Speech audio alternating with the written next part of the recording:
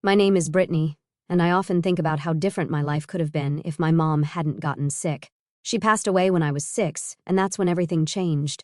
Our house used to be full of her laughter, and photos of our happy family covered every wall.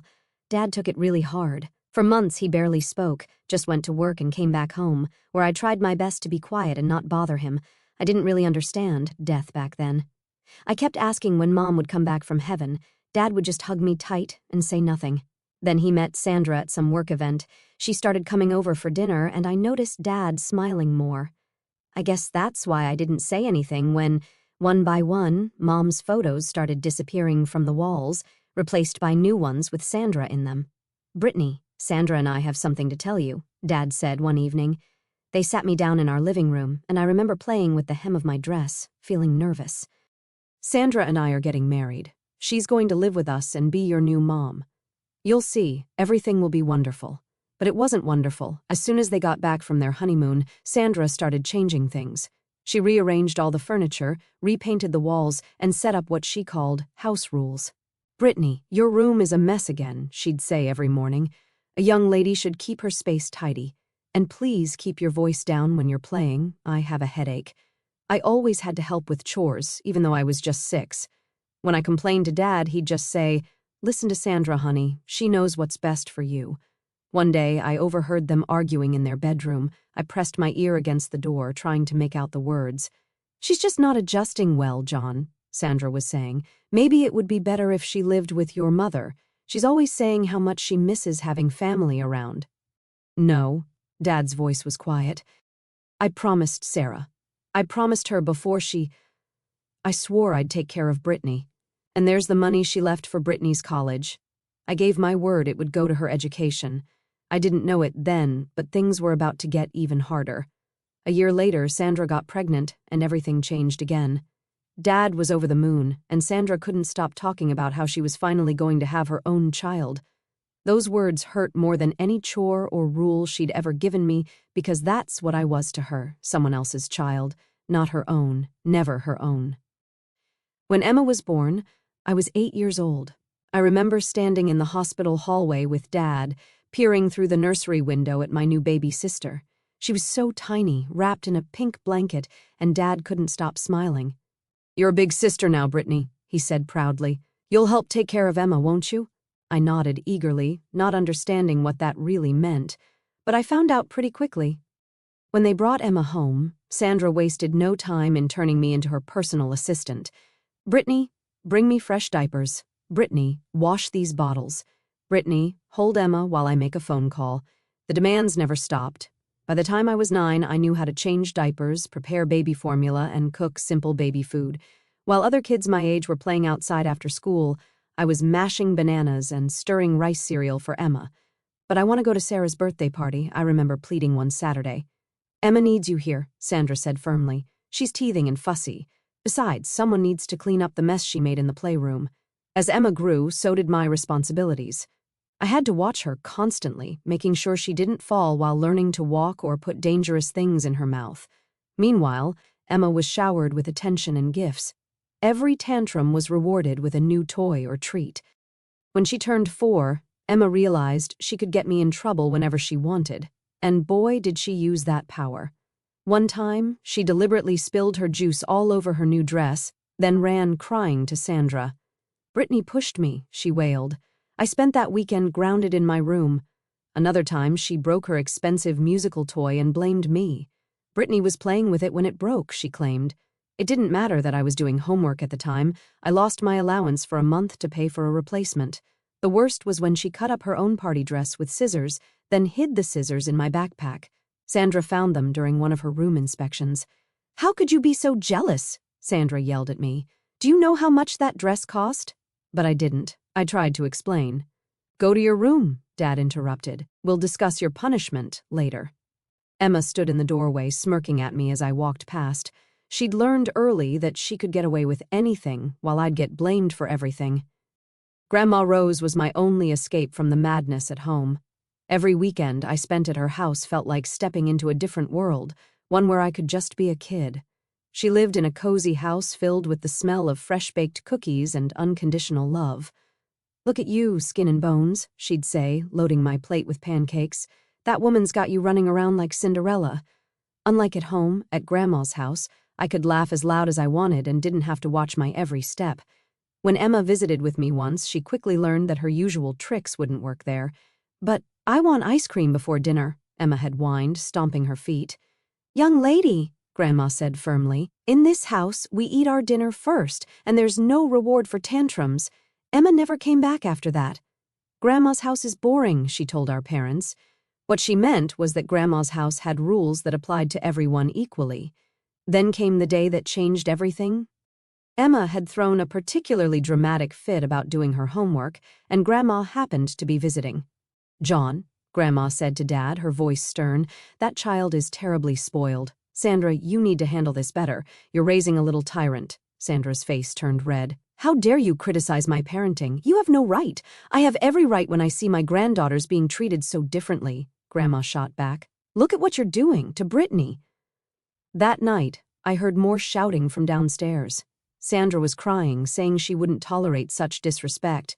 Dad, as usual, took her side. The next day, Sandra announced that we would no longer be visiting Grandma Rose. "But that's not fair," I protested. "Life isn't fair," Sandra snapped, "and if I catch you trying to contact her, you'll be grounded until college." College. That word became my lifeline during the next couple of years. I threw myself into studying, counting down the days until graduation. Mom had left money for my education. I'd overheard Dad talking about it enough times. That money was my ticket out. Then came graduation day. I was still in my cap and gown when Dad and Sandra sat me down for a serious talk about college. Dad started, not meeting my eyes. "We've decided to save that money for Emma's education instead." The world stopped. "Your sister has such bright prospects," Sandra added smoothly. "And you, well, you're more suited for practical work." Something inside me snapped. For the first time in my life, I screamed, "That's my money! Mom left it for me. You promised her, Dad. You're just a liar." "You ungrateful girl," Dad shouted, his face red. "After everything we've done for you, get out. Tomorrow you can start your adult life somewhere else." I didn't wait for tomorrow. I ran upstairs, threw some clothes and essentials into my backpack, grabbed the hidden photo of Mom, and walked out. My friend Jenny had always said I could stay with her family if things got bad. And now things had gotten as bad as they could get. Life as a waitress wasn't what I dreamed of doing after high school, but it paid the bills, barely. I started at the Silver Spoon, a busy downtown restaurant, working double shifts whenever I could. My feet ached every night, and I smelled like French fries and burger grease. But at least I was free. Jenny's parents were amazing, letting me stay with them for those first few months. But I knew I couldn't impose forever. That's when I met Maria, another waitress at the restaurant who was looking for a roommate. "The apartment's tiny," she warned me, "and the neighbors are loud, but it's cheap." She wasn't kidding about tiny. Our shared apartment could barely fit 2 beds and a couch, but it was ours, and neither of us had to answer to anyone else.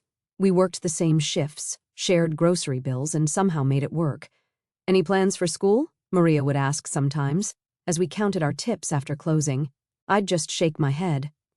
With rent, utilities, and food, I could barely save anything. College felt like a distant dream that had died the night I left home. Then, on a random Tuesday afternoon, my phone rang. I almost dropped the coffee pot I was holding when I saw the number. "Brittany, sweetheart, I've been trying to track you down. How's college going?" My throat tightened. "I'm not in college, Grandma." "What do you mean?" "Your father had Sarah's money set aside." I found myself telling her everything, the fight, getting kicked out, working as a waitress. By the end, I was crying in the restaurant's break room, and Grandma was silent for so long I thought we'd lost the connection. "Those miserable, selfish—" she finally said, her voice shaking with anger. "Listen to me, Brittany. I'm paying for your college. No arguments." "Grandma, no, I can't let you. You're not letting me do anything. I'm doing it. Your mother was like a daughter to me, and I won't let them steal your future. Have you looked at any schools? I could try the local university. They have evening classes. Perfect. We'll get you enrolled for next semester." "But Brittany," she paused, "let's keep this between us. I don't want to deal with your father or that woman." I laughed through my tears. "Trust me, Grandma, neither do I." So that's how I became a full-time waitress and a part-time student. My days started at 5 a.m., with studying, then classes, then straight to work until closing. I'd come home exhausted, feet blistered, smelling like restaurant food, only to crack open my books again. Maria thought I was crazy. "Girl, when do you sleep?" "Sleep is for the weak," I'd joke, downing my third cup of coffee. But for the first time since I'd left home, I felt like I was moving forward. Every test I passed, every paper I turned in, felt like a small victory, not just for me, but for Mom, too. I might not have gotten to use her money, but I was still going to get the education she'd wanted for me. And the best part? Nobody from my family knew. They probably imagined me still serving tables, going nowhere in life. Let them think that. I was done trying to prove myself to people who'd never cared anyway. I was studying for my business management final when Emma's message popped up on Facebook. There she was, grinning beside a brand new red Mercedes, wearing designer clothes that probably cost more than my monthly rent. "Look what Mom and Dad got me for my birthday. Not that you'd know anything about nice cars, huh? Still serving burgers must be fun, watching everyone else live their best life while you're stuck being a waitress forever." The next photo was of her college acceptance letter. "Got into state. Mom and Dad are paying for everything, tuition, housing, meal plan. They even promised me a spring break trip to Europe. But hey, at least you get free fries with your shift meal, right?" I stared at my textbook, then back at her message. I could have told her about my 3.9 GPA, about how I was about to graduate with honors. Instead, I clicked block user and went back to studying. 3 weeks later, I graduated with my business degree. Only Grandma was there to watch me walk across the stage, but that was all I needed. We went out for dinner afterward at a different restaurant, of course. Back at work, things started changing. Mr. Peterson, the owner, called me into his office one morning. "Brittany, we've noticed how hard you work. How would you feel about becoming shift manager? You know this place inside and out. The staff respects you, and you've got the education for it." That was just the beginning. 6 months later, I was promoted to floor administrator. My salary doubled, and suddenly, I could afford to move out of the tiny apartment I shared with Maria. Years passed, and I kept climbing. By 30, I was running the whole place. The Silver Spoon had transformed from a regular downtown restaurant into one of the city's top dining spots. My name was in restaurant industry magazines, but my family still thought I was just a waitress. My new apartment was in one of those fancy high-rises downtown, with floor-to-ceiling windows and a view of the city. Every morning, I'd stand there with my coffee, watching the sunrise, thinking about how far I'd come from that scared teenager who ran away with just a backpack. It was a quiet Monday morning when I got the Facebook message from Mrs. Roberts, our old neighbor. We'd kept in touch over the years. She was one of the few people from my old life who'd been kind to me. She'd often slipped me cookies when Sandra was being particularly harsh, and once even helped me hide my mom's photo album when Sandra wanted to throw it away. "Brittany, honey, I thought you should know. Emma's graduating next week, and she's planning something nasty. She's made reservations at the Silver Spoon. She knows you work there. She's been bragging to everyone about how she's going to have you wait on her table. Says it'll be hilarious to have her college dropout sister serve her graduation party. She's invited all her snobby friends and even some of our old neighbors. She's been telling everyone how she's going to show them what a failure you turned out to be. I just thought you should know." I sat back in my leather office chair, looking out over the restaurant floor through the one-way glass. The lunch rush was just beginning, and I watched my well-trained staff move efficiently between tables like a perfectly choreographed dance. A slow smile spread across my face as I opened our reservation system. Sure enough, there it was. Emma Wilson, party of 15. Saturday, 7 p.m., graduation celebration. She'd even added a special note requesting the best table in the house. "Price is no object," it read. My fingers hovered over the keyboard. I could cancel it, one click, and their reservation would disappear. I could have Janet call with some excuse about a plumbing emergency or a double booking. But no, I had a better idea. I picked up my phone and called Grandma, who answered on the second ring. She was probably in her garden. She always kept her phone close while tending to her prized roses. "You'll never guess who's coming to dine at my restaurant," I said when she answered. "Who?" "Emma, Dad, and Sandra. They're coming to celebrate her graduation." Apparently, she specifically chose this place to humiliate her waitress sister. Mrs. Roberts just warned me about it. Grandma's voice turned sharp. "Cancel their reservation. You don't need that kind of negativity in your life, Brittany. Haven't they hurt you enough?" Actually, I couldn't help grinning as I looked at the framed Businesswoman of the Year award on my wall. I have a better idea. How would you like to come to dinner that night? I'll give you the best table in the house, behind the marble column by the waterfall wall. You'll be able to see everything, but they won't see you." There was a pause, then Grandma started laughing, that deep, mischievous laugh that always meant trouble when I was growing up. "Oh, you devious girl, count me in. Should I wear my pearls for the occasion? Perfect. I'll have Carlos make your favorite chocolate souffle. He's been practicing that new raspberry sauce you liked last time. I'll bring my camera," Grandma chuckled. "This is going to be better than those reality TV shows you used to watch." After we hung up, I called in my assistant, Janet. "Clear my schedule for next Saturday evening and make sure the staff knows I'll be handling a special table personally." "Of course, Miss Wilson." "Anything else?" "Yes," I smiled, running my finger along the spine of my business management degree diploma hanging on the wall. "Make sure we have our finest champagne chilled, and have Miguel prepare his special caviar appetizers. I have a feeling it's going to be quite a memorable night." As I looked out over my restaurant again, I couldn't help but think how perfect this was. Emma had always loved her little power plays, her attempts to humiliate me. Well, this time, she was walking right into my territory, and I was ready. Saturday evening arrived, and the restaurant was buzzing with its usual weekend energy. I watched from my office as my sister's party arrived, Emma in a designer dress that probably cost more than most people's monthly salary, Sandra with her typical overdone makeup, and Dad looking older than I remembered. They were surrounded by Emma's friends, all dressed to impress. I could see Grandma at her hidden table, pretending to read the menu while watching everything. She gave me a subtle wink when I passed by. "Excuse me," Emma's loud voice carried across the restaurant. "I specifically requested my sister Brittany as our server. Where is she?" I smoothed down my tailored suit jacket and approached their table. Emma's face lit up with malicious delight when she saw me. "Oh my God, everyone, this is my sister I was telling you about." She gestured at me like I was some exhibit at a zoo. "Still a waitress after all these years. I mean, I just graduated from state, and she's still carrying plates." The table erupted in laughter, led by Emma. Dad chuckled too, though he couldn't quite meet my eyes. Sandra just sat there with that superior smirk I remembered so well. "Look at her clothes," Emma stage whispered to her friends.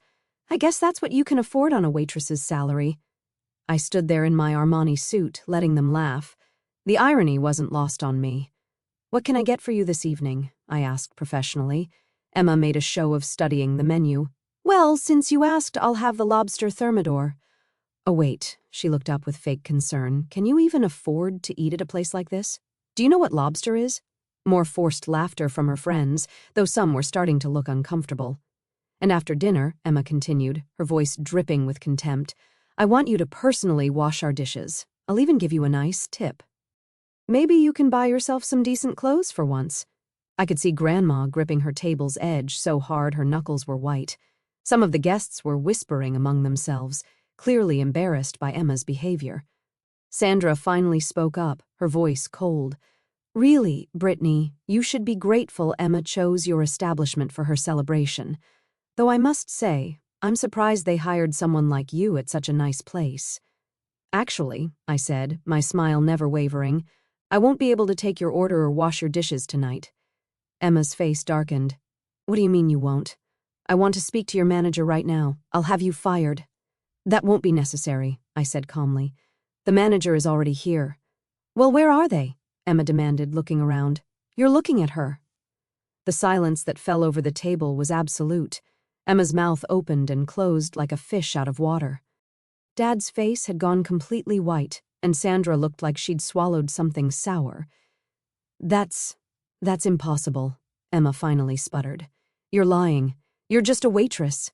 "Actually," came a familiar voice, "she's not just the manager. She owns 30% of this restaurant now." Grandma Rose stood up from her hidden table and walked over, her heels clicking on the marble floor. The look she gave Dad could have frozen hell over. "While you were busy spoiling one daughter and crushing the other, I put Brittany through college. She worked here as a waitress during the day and studied business management at night. Every single success she has, she earned herself." Emma jumped up, her face red. "That's not fair. You're lying. She's nothing but a successful businesswoman who owns part of one of the city's most prestigious restaurants," Grandma cut in, "who bought her own luxury apartment while you're still living off Daddy's money. Is that what you were going to say?" Dad finally found his voice. Mom, you dare mom me, John Wilson. Grandma snapped. You let that woman turn you against your own daughter. You gave away Brittany's college money her mother left specifically for her. Well, guess what? I'm making things right. I've already changed my will. Everything I own goes to Brittany, every penny. Sandra shot up from her chair. You can't do that. Emma is your granddaughter, too. Emma has had everything handed to her on a silver platter her entire life, Grandma replied coldly. She doesn't need my money, though from what I've seen tonight, she could use some basic human decency. Emma completely lost it. She grabbed her wine glass and hurled it across the table, shattering plates and sending food flying. This isn't fair. You're all just jealous of me. Security, I called calmly. 2 men in black suits appeared instantly. Please escort these people out. You can't throw us out. Sandra screamed. Do you know who we are? Yes, I do, I replied. You're trespassers causing a disturbance in my restaurant. Leave now, or I'll call the police and press charges for the damage to my property. Emma tried to grab another plate, but one of the security guards caught her arm. Dad just stood there, looking lost, as they were all led to the door. Brittany, he called back weakly, please, can we talk? I turned my back and walked away. Over the next few months, he tried everything, calls, emails, even showing up at the restaurant once. I had security turn him away. That was 5 years ago. The Silver Spoon is now the top-rated restaurant in the city, and I've opened 2 more locations. Grandma kept her word about the will, though thankfully she's still going strong at 75, tending her garden and coming to the restaurant every Sunday for her chocolate soufflé. Last week, I got another message from Emma, something about how she's changed and wants to make amends. I did what I always do with messages from that part of my life, hit delete and went back to work. Some chapters are better left closed.